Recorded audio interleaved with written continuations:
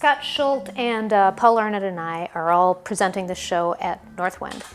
And the thing that I think brings our work together, it took me a while to realize. First of all, I thought it just looked good together, and after a while I couldn't figure out why. And what I realized is that we all had degrees in science.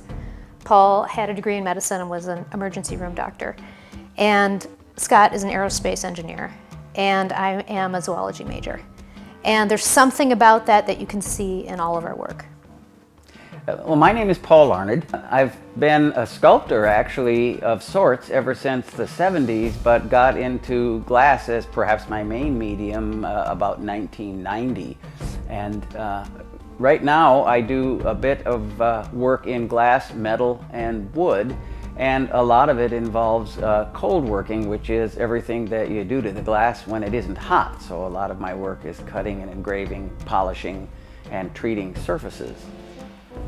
At this point here in Port Townsend, what I'm kind of able to do is a bit of experimenting with things that I've kind of always wanted to do. For example, the ball here, the glass ball inside of the grapevine spheres, is really a little more like the direction that most of my sculptural work has gone, which is to sort of play with a sense of irony.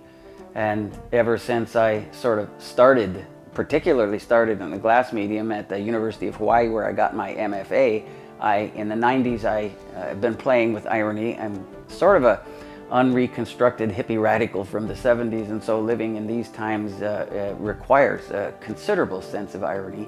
And so the idea of playing with the tensions that are involved in two sets of opposing forces or principles or actions that can never be resolved but must always stay connected to each other, I find particularly fascinating. So in this glass globes here, there are small polished lenses that allow you to view inside the globe, and it's the only way you can view since the rest of the globe is opaque.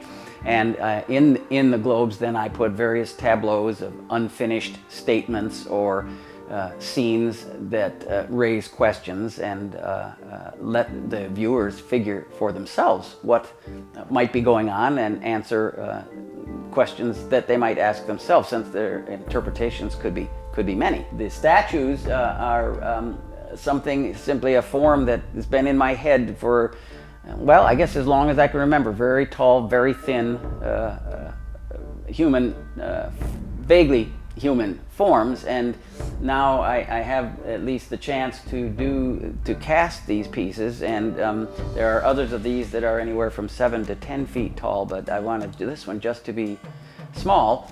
And again, the image is supposed to not tell you exactly what's going on. You can sort of make up that for yourself, the irony involved in that. So most of my work has to do with tensions and tableaus that don't really answer any questions, but just raise them. So my name is Karen Rudd, and I'm a sculptor.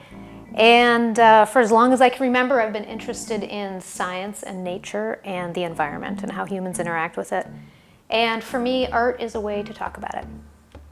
So about 5 years ago, Scott Schultz and I were on an archaeology dig. We were both artists in residence, and we went up to Darrington, Washington, and our job was to, among other things, dig in the mud, and also to locate, measure, and map old-growth tree stumps. And I came back from that experience and found myself fairly obsessed with tree stumps, and I made them in glass and plaster and bronze. And I woke up one day and decided that the perfect thing to make them in was cardboard. So I've been making various different size cardboard tree stumps. There's one here. And they range from this size, which is a small one, to the big one that's about 8 feet wide and 5 feet tall. So the large tree stump that I made during a residency here in Port Townsend, and that's when I found out what a great community it is for showing art. It's one of the most enthusiastic and intelligent communities I've ever shown art in. The tree stump that I made during the residency, people always ask me, where'd you get the cardboard? And in this particular case, I got the cardboard for that tree stump out of the dumpsters, mostly Fort Worden and Henry's Hardware.